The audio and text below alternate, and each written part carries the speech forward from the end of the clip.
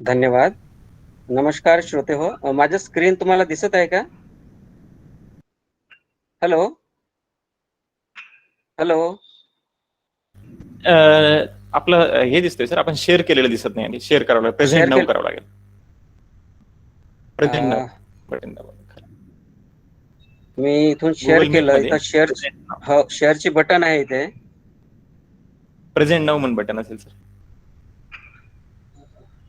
Google meet वर हा, present नाव आहे. खाली. इथे इथे मी क्लिक ओके, केलं त्याच्यावर क्लिक करावं आणि लागेल. याच्यात enter yes sir. Enter screen मध्ये एंटर स्क्रीन. एंटर स्क्रीन चालेल सर. होय होय. हा, एंटर स्क्रीन म्हणजे तुम्ही जे ओपन ते करा. क्लिक. हा, इथे एक शॉर्ट विंडो आलेला आहे, share your enter screen. Yes yes.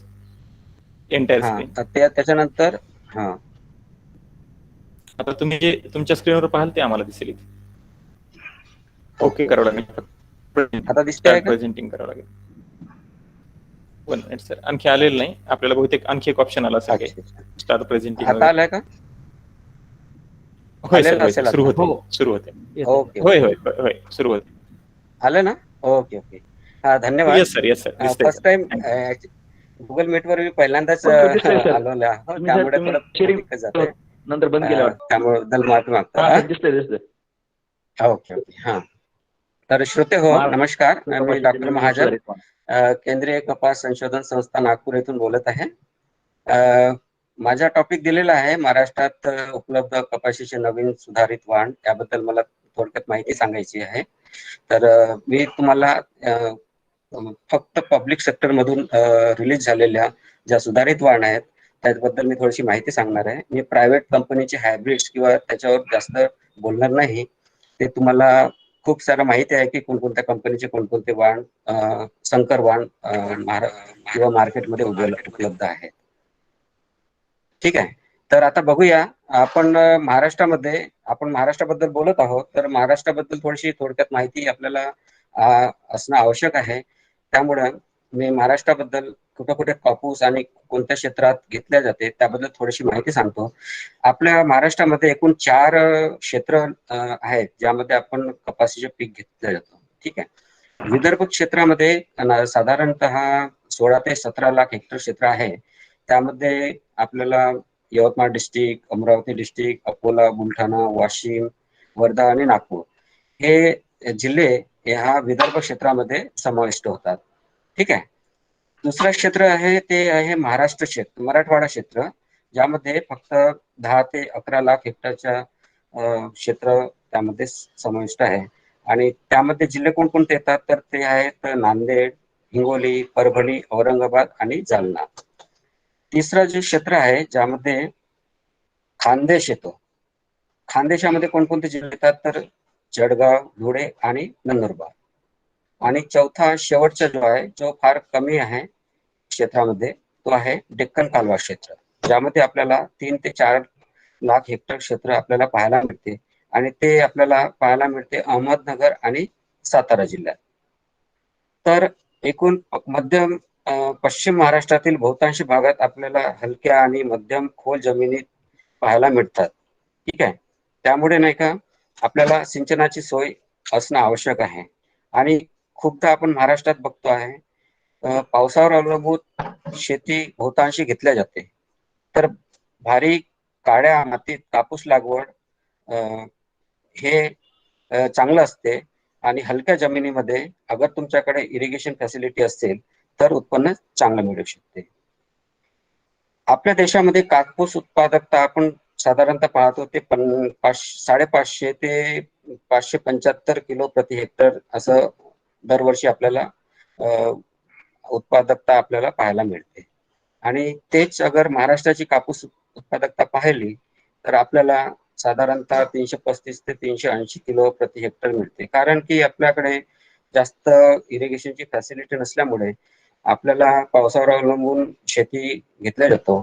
त्यामुळे आपले जी कापसाची उत्पादकता आहे ती अन्य राज्यापेक्षा त्यांच्या तुलनेत आपली उत्पादकता फार कमी आहे.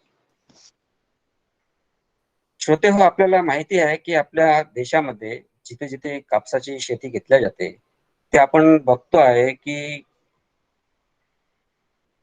95 पेक्षा 95% पेक्षा जी कापसाची शेती केली जाते ती बीटी संकर वाण हे जे प्रायव्हेट किंवा खाजगी कंपन्यांद्वारा विकसित केलेले जाते त्याची लागवड केल्या जाते.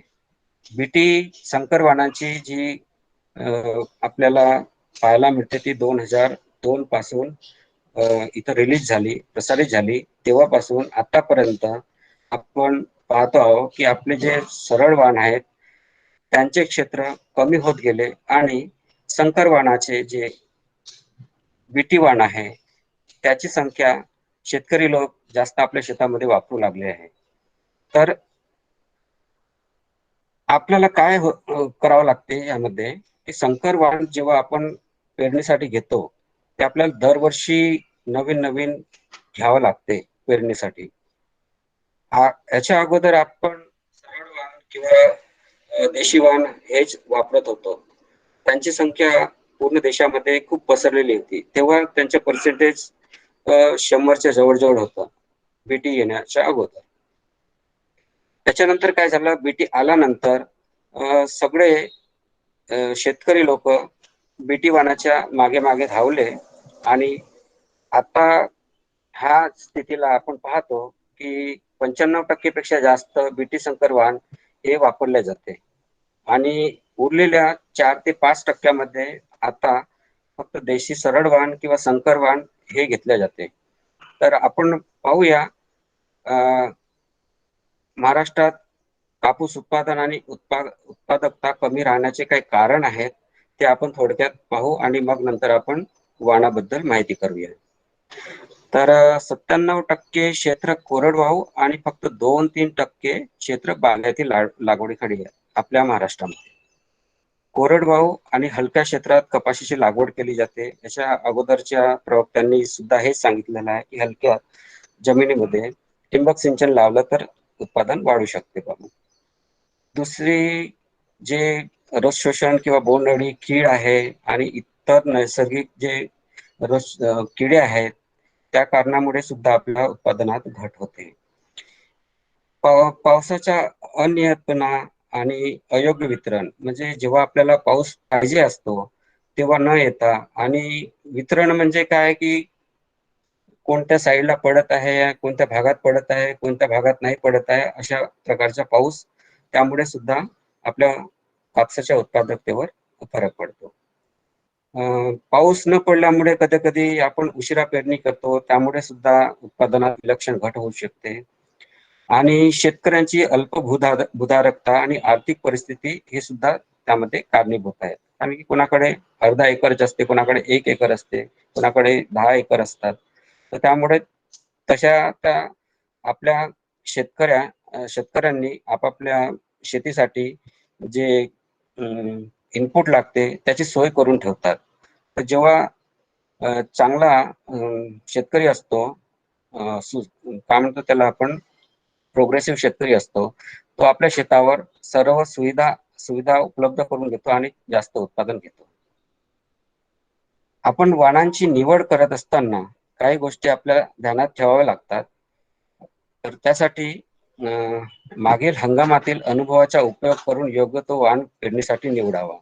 कधी कधी काय होते, शेतकऱ्याला पंचायत पडते की आता आपल्याला पेरणीसाठी कोणता वाण निवडावा, संकर वाण निवडावा की सरळ वाण निवडावा.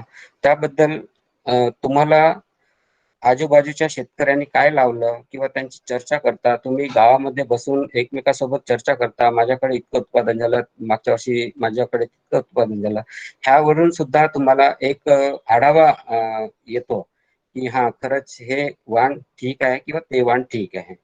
ठीक आहे.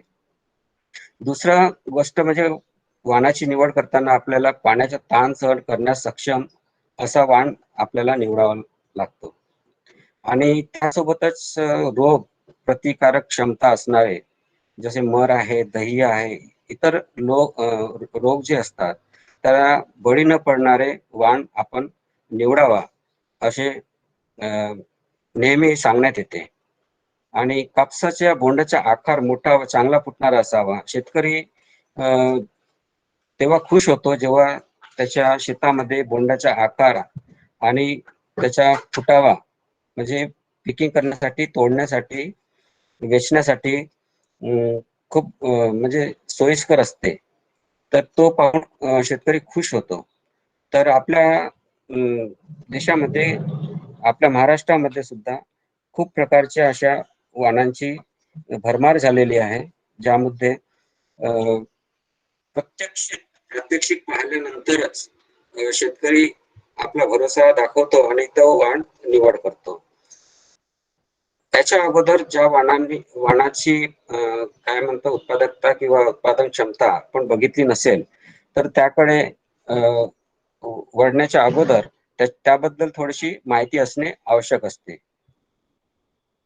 उत्पादन व धाग्याची प्रत चांगली असणारा असावा. यामध्ये काय असते की आपल्याला त्याचा भाव चांगला मिळतो. म्हणजे कापसामध्ये कचरा, काडी नसणे आणि धाग्याची प्रत चांगली ठेवणे. आपल्या महाराष्ट्रामध्ये साधारणतः आपण मध्यम ते कमी लांबीच्या तंतूची जे कपास आहे त्यांचे वाण आपण घेतले जातो. ठीक आहे. तर त्यामध्ये धाग्याची प्रत चांगली असावी आणि त्या कापसाला तसा भाव पण मिळू शकतो. कोरडवाहू परिस्थितीत टिकून राहण्यात देशी वाणांची क्षमता अधिक असते, हे सगळ्यांना माहीतच आहे. आणि सरळ देशी किंवा संकरित वाण रस शोषण करणाऱ्या किड्यांना सहनशील किंवा प्रतिकारक्षम असावा, हे सुद्धा शेतकऱ्यांनी पाहिलं पाहिजे. कोरडवाहू लागवडीसाठी लवकर तयार होणारे तर बागायतीसाठी मध्यम उशिरा येणारे वाण निवडावे लागतात. कारण की आपण कोरडवाहूमध्ये घेतो तेव्हा पावसावर अवलंबून असतो आणि पावसाचा जो काळ असतो तो लवकर संपतो. त्यामुळे अल्पावधीत पकणारी, परिपक्व होणारी अशा वाणाची आपण निवड करावी. कपाशीचे सुधारित देशी वाण लागवड केल्यास त्यांचे उत्पादन बीटी संकर कपाशीच्या वाणा एवढे येऊ शकते. अगर आपण त्याची मॅनेजमेंट जी प्रॅक्टिस आहे ते बरोबर केली आणि थोडस आपण इरिगेशन थोडस दिलं तर आपल्याला सरळ वाणात सुद्धा आपल्याला संकर वाणा इतकंच उत्पादन मिळू शकते, असं संशोधनाद्वारे आम्ही इथं सिद्ध केलेलंच आहे. तर शेतकरी सुद्धा आपल्या शेतामध्ये असं करून पाहू शकतात. आता आमच्या केंद्रीय कापूस अनुसंधान संस्था नागपूरद्वारा काही बीटी वाण तयार केलेले आहेत. अगोदर हे वाण सरळ वाण होते. त्यामध्ये एक मॉन्ट 531 बीटी 1 ज्याला म्हणतो आपण, ते जीन रुजवून सरळ वाणाला बीटी वाणामध्ये कन्वर्ट केल्या गेलेलं आहे. तर असे जे 6 वाण आहेत त्याबद्दल मी थोडक्यात माहिती सांगतो. तर त्यामध्ये एक आहे GJHV 374 बीटी. याची उत्पादन क्षमता आहे 25 क्विंटल आणि हे कोरडवाहू मध्ये आपल्याला लागवडीसाठी शिफारस केलेली जाते.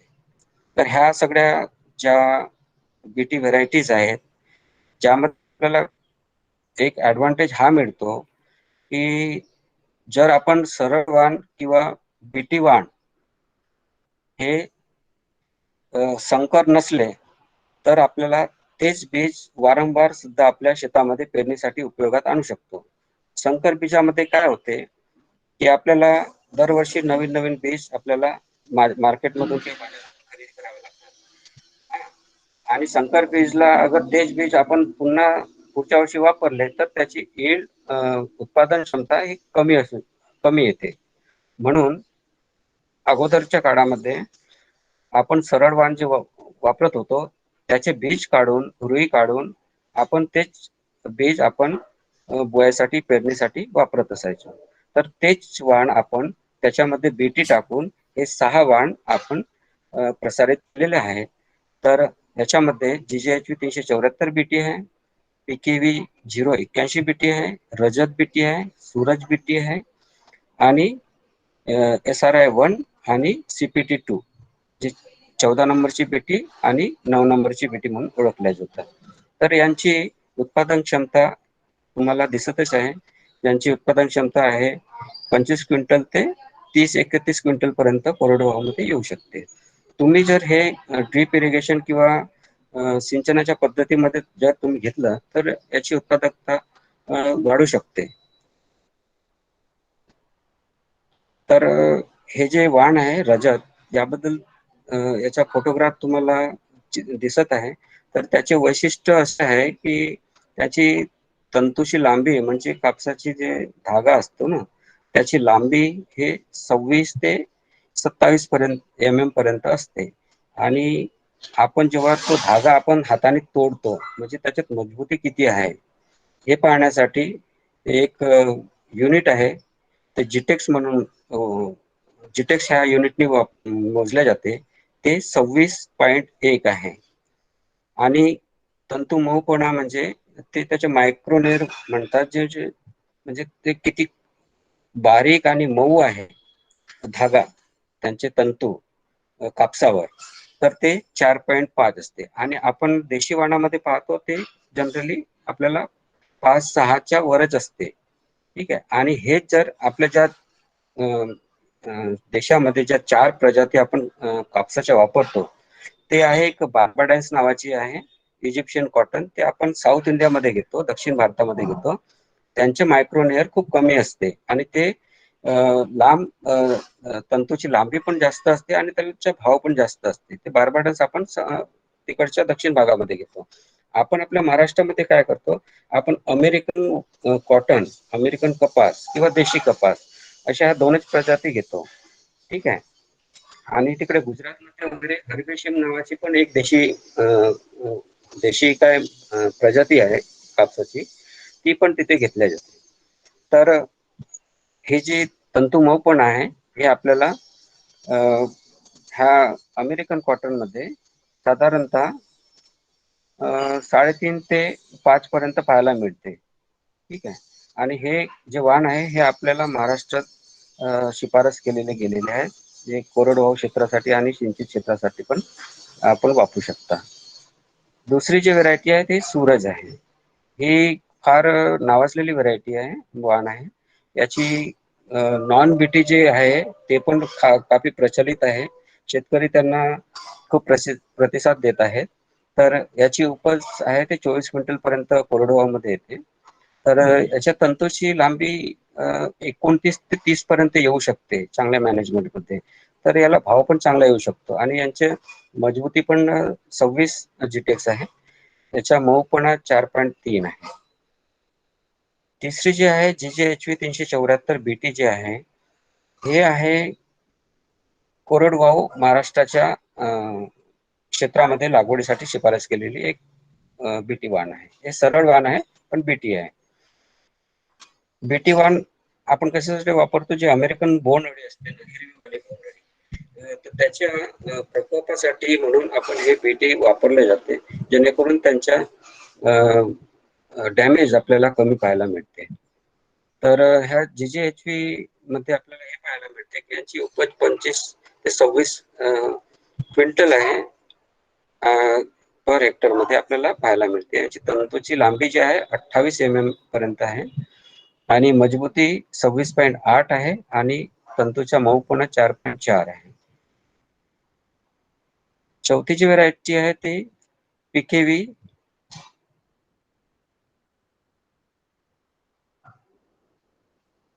081 आहे. ठीक आहे. तर उपज याची आहे 27 क्विंटल ते 28 क्विंटल पर्यंत येऊ शकते. तंतूची लांबी 28.5 आहे. तंतुबल मजबूती आपण ज्याला म्हणतो ती 27.9 आहे आणि तंतू मऊपणा 3.9 आहे. तसेच हे BT9 आहे. तर याची उपज आपल्याला 31 क्विंटल पर्यंत पाहायला मिळते आणि तंतूची लांबी 25.7, मजबूती 25.5 आणि मऊपणा याच्यात 4.4 दिसते. ही आहे BT14, जी CPT2 म्हणतो आपण ज्याला. तर याची उपज आपल्याला 30 ते 31 क्विंटल पर्यंत येऊ शकते. याची तंतूची लांबी 28.1 आहे, मजबूती 25.4 आहे आणि मऊपणा 4.8 आहे. तर ही झाली बीटी वाणांची जी आमच्या संस्थेद्वारे प्रसारित केली गेलेली आहे आणि ही मार्केटमध्ये पण उपलब्ध आहे. महाबीज सुद्धा याचे बीज उत्पादन करत आहे आणि आमच्या संस्थेद्वारे हे वितरित केले जाते. तर आमच्या संस्थेद्वारे विकल्या जाते. तर शेतकरी कधी येऊन हे सरळ बीटी वाणाची कपासाचे बीज तुम्ही घेऊ शकता. त्या व्यतिरिक्त आपण आपल्या महाराष्ट्रामध्ये जे युनिव्हर्सिटीज आहे, ऍग्रिकल्चर युनिव्हर्सिटीज, कृषी विद्यापीठे, त्यांनी सुद्धा दोन BG2 नावाच्या जे संकर आहे ते त्यांनी विकसित केलेलं आहे. तर एक आहे NHHBT, हे परभणीद्वारे केलेली आहे. NHH44 ची अगोदर सरळ वाण होता, सरळ संकर होतं, त्याला BG2 मधून त्याला जीन रुजवून त्याला कन्वर्ट केल्या गेलेला आहे. आणि दुसरी आहे पंजाबराव देशमुख कृषी विद्यापीठाद्वारे PKV संकर 2 नावाची जी संकर आहे, ती पण BG2च आहे. ही पण दोन्ही पण हे यांची ऍव्हरेज उत्पादकता हे 22 ते 24 क्विंटल प्रति हेक्टर आहे आणि PKV ची 18 ते 20 क्विंटल प्रति हेक्टर इतकी उत्पादकता येऊ शकते. आणि दोन्ही हे महाराष्ट्र राज्यात प्रसारित केलेले आहे आणि याची लागवड महाराष्ट्रामध्ये केल्या जात आहे. याच्या व्यतिरिक्त आपण अगर BT मध्येच पाहायचं असेल तर काही युनिव्हर्सिटीनी, म्हणजे गुजरात युनिव्हर्सिटीने सुद्धा आपल्या BG संकर वाणाची जे वाण आहे ते प्रसारित केलेलं आहे. तर गुजरातमधून आपल्याला जे पाहायला मिळते ते GCOT संकर 6 आहे, GCOT संकर 8 आहे, GCOT संकर 10 आहे, GCOT संकर 12 आहे. हे चारही जे संकर वाण आहे हे महाराष्ट्रासाठी सुद्धा आपल्याला लागवडीसाठी उपयोगी आणता येते. आणि आपण हे दोन आताच बघितले मागच्या स्लाइड मध्ये, PKV संकर 2 आणि NHH44. तर हे जे 6 BG2 वाण आहेत हे सुद्धा आपण आपल्या महाराष्ट्रात लागवडीसाठी आपण उपयोगात आणू शकतो आणि यांचे बीज सुद्धा आपल्याला अवेलेबल होतात इथे महाराष्ट्रात. आपण आतापर्यंत BT वाणाबद्दल माहिती घेतली. आता जे लोक सेंद्रिय शेती करतात किंवा ऑर्गॅनिक शेती करतात आणि ज्या प्रचलित आपल्याकडे खूप जाती होत्या सरळ वाणाच्या, तर त्या आता आपण काही शेतकरी आपल्या शेतामध्ये घेतात. तर त्याबद्दल मी थोडीशी माहिती सांगत आहे. तर प्रचलित वाण जे होते ते AK7 होता, AK8 आहे, CNA 1003 आहे रोजा म्हणून, ती साऊथ इंडियासाठी पण प्रसारित केलेली आहे आणि महाराष्ट्रात पण याची उपलब्धता, म्हणजे लागवड केल्या जाते याची पण इथं महाराष्ट्रामध्ये. AK हे 5 आहे, PA 528 आहे, PA 402, PA 183, PA 255 आणि फुले धन्वंतरी. तर फुले धन्वंतरी आपण SDPS किंवा त्याला म्हणतो आपण सघन पद्धतीमध्ये लागवड सुद्धा करू शकतो. हे सगळे देशी वाणाची आहे, ज्यामध्ये आपल्याला बोंड पकल्यानंतर साधारणतः त्याची गळण सुरू होते, म्हणून आपल्याला खूपदा त्याची वेचणी करावी लागते. ठीक आहे. तर हे जे सरळ वाण आहेत हे BT नाही, नॉन BT आहेत. तर यांच्यामध्ये असं पोटेन्शियल असते की हे पाण्याचा दबाव, पाण्याची कमतरता, त्याला सहनशीलता किंवा रोग आणि जे कीड आहेत त्यांना हे सहनशील असतात. आणि ह्याच्यामध्ये तुम्ही यांचे गुण इथं समोर लिहिलेले आहेत. तर कुठे कुठे लिहिलेलं आहे की पांढरी फफुंदीसाठी पण सहनशील आहे, पाण्याचा त्रास, ताण सहन करण्यास पण सक्षम आहे, आणि PA 402 याचे जसे बोंड मोठे असतात आणि उपज पण चांगली येते. तर हे सगळे वाण जे आहेत हे सगळे प्रचलित आहेत आणि ते महाराष्ट्रामध्ये लागवड केले जाते. काही असे वाण आहेत जे आता काही शेतकऱ्यांनी ते लावणं बंद केलं आणि ते BT संकर वाणाकडे वळलेले आहेत.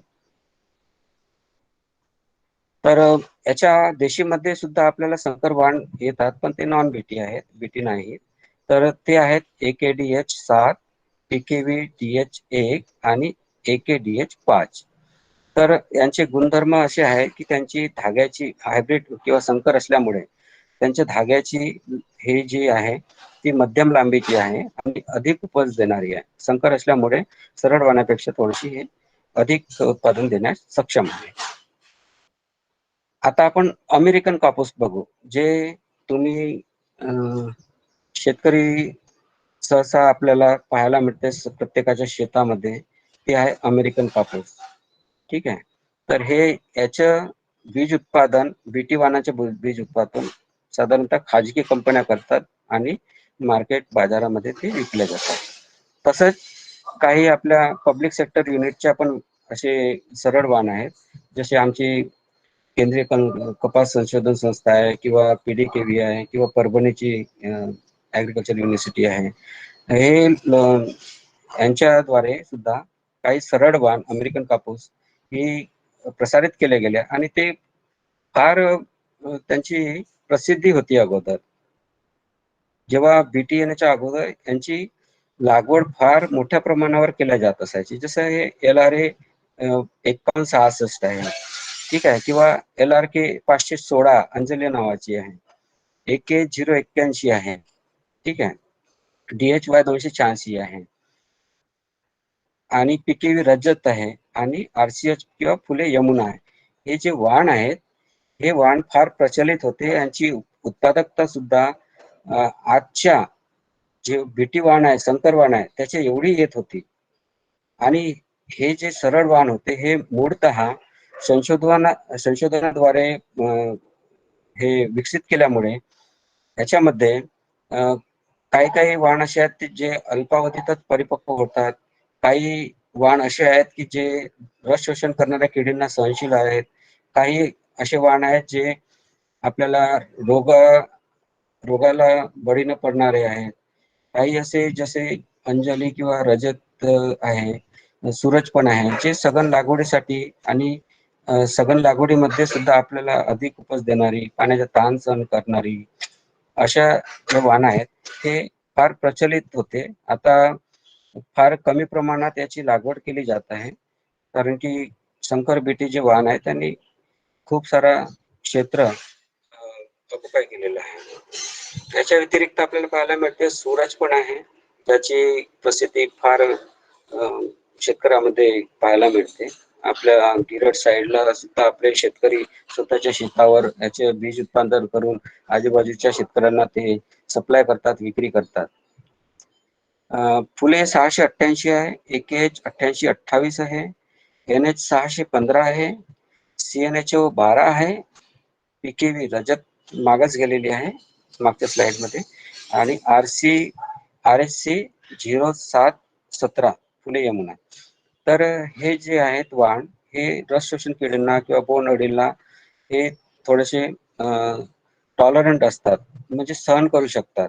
म्हणजे जेवढं आपल्याला नुकसान पाहायला मिळते दुसऱ्या वाणामध्ये, ते तेवढं आपल्याला ह्या वाणामध्ये मिळत नाही. उत्पादन क्षमता यांची चांगली आहे आणि हे सगळे आहे मध्यम लांब धाग्याचे वाण आहेत आणि मध्यम ते अल्प कालावधीत परिपक्व होणारे असे वाण आहेत. लंबी लिस्ट आहे ही, थोडीशी पुढच्या स्लाइड पर्यंत अजून आहे. तर यामध्ये आपल्याला संकर वाण सुद्धा आपल्याला अमेरिकन कॉटन मध्ये पाहायला मिळतात. जसे आपण प्रायव्हेट सीड कंपनीचे संकर वापरतो, पण ते बीटी असतात. हे संकर आहेत ते आहे नॉन बीटी, बीटी नसणारे, ठीक आहे.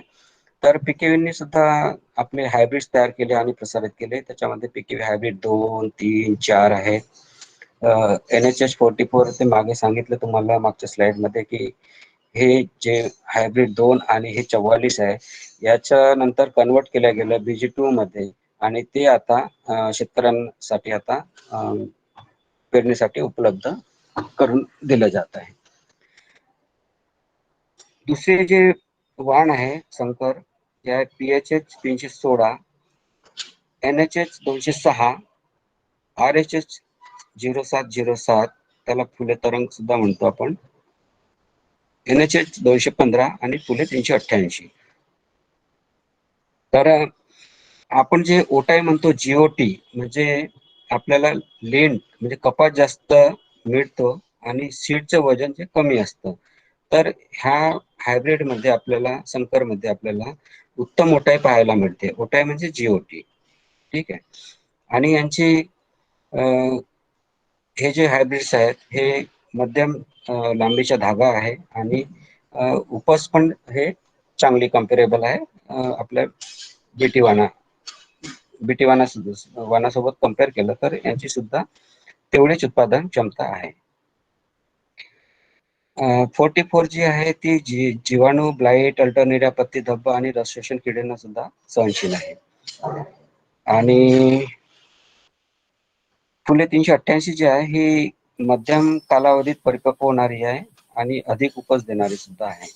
आपण साधारणतः कम्पेअर करतो, तर कम्पेअर केल्यानंतर आपल्याला असं कळते की जे BG2 वाण आपण जे संकर घेतो आपण खाजगी कंपन्यांच्या, तर त्यांची जे परिपक्व होण्याची जे वेळ आहे, कालावधी आहे, तो खूप लांब पर्यंत असतो.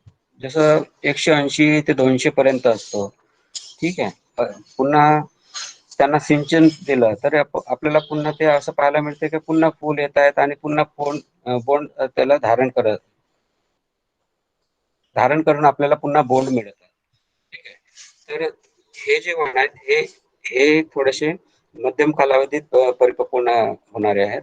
आपल्याकडे साधारणतः 150 ते 160 दिवसात परिपक्व होणारे हे सगळे वाण पाहायला मिळतात. आणि जे बीजी शंकर जे आहेत खाजगींचे, ते आपल्याला 180 ते 200च्या वर दिवसापर्यंत परिपक्व होणारे आपल्याला पाहायला मिळतात. तर हे थोडक्यात मी आपल्या वाणांची माहिती दिलेली आहे.